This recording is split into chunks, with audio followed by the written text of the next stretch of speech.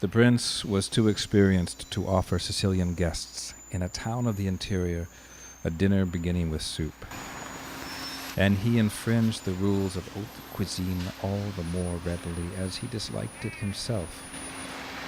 But rumors of the barbaric foreign usage of serving an insipid liquid as first course had reached the notables of Donna Fugata too insistently for them not to quiver with a slight residue of alarm at the start of a solemn dinner like this.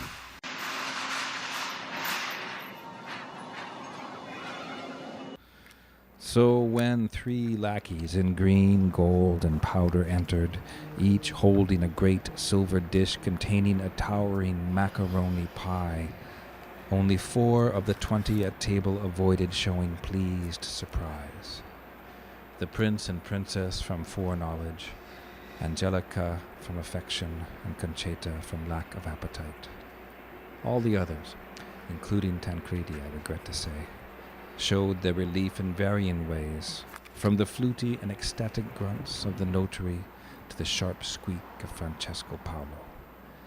But a threatening circular stare from the host soon stifled these improper demonstrations. Good manners apart, though, the aspect of those monumental dishes of macaroni was worthy of the quivers of admiration they evoked.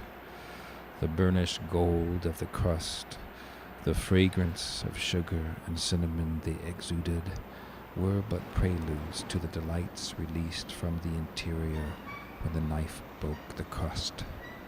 First came a spice-laden haze, then chicken livers, hard-boiled eggs, sliced ham, chicken and truffles in masses of piping hot, glistening macaroni, to which the meat juice gave an exquisite hue of suede. The beginning of the meal, as happens in the provinces, was quiet. The archpriest made the sign of the cross and plunged in headfirst without a word. The organist absorbed the succulent dish with closed eyes.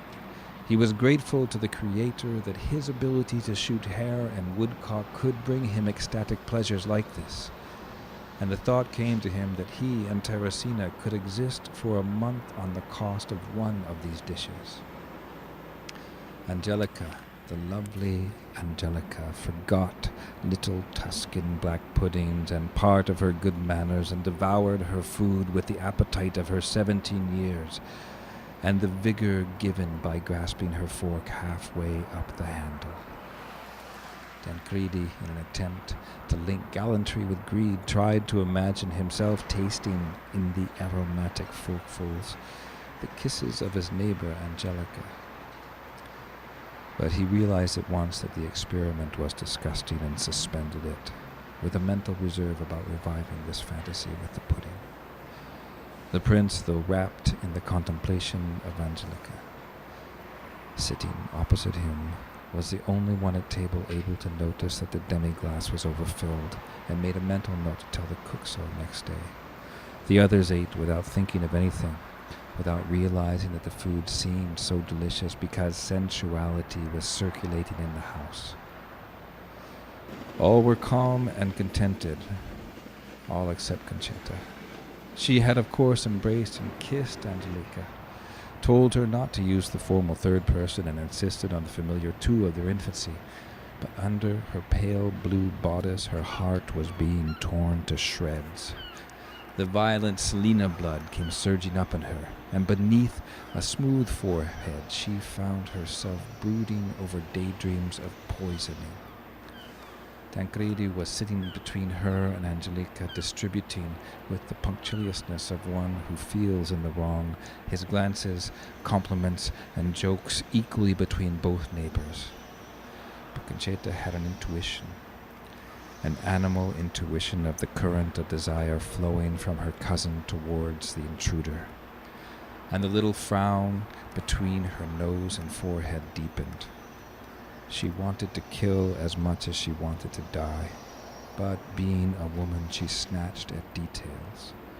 Angelica's little finger in the air when her hand held her glass, a reddish mole on the skin of her neck, an attempt, half repressed, to remove with a finger a shred of food stuck in her very white teeth. She noticed even more sharply a certain coarseness of spirit, and to these details, which were really quite insignificant as they were cauterized by sensual fascination, she clung as trustingly and desperately as a falling builder's boy snatches at a leaden gutter. She hoped that Tancredi would notice too and be revolted by these obvious traces of difference in breeding. But Tancredi had already noticed them, and, alas, with no result. He was letting himself be drawn along by the physical stimulus of a beautiful woman to his fiery youth, and also by the, as it were, numerical excitement aroused by a rich girl in the mind of a man ambitious and bored.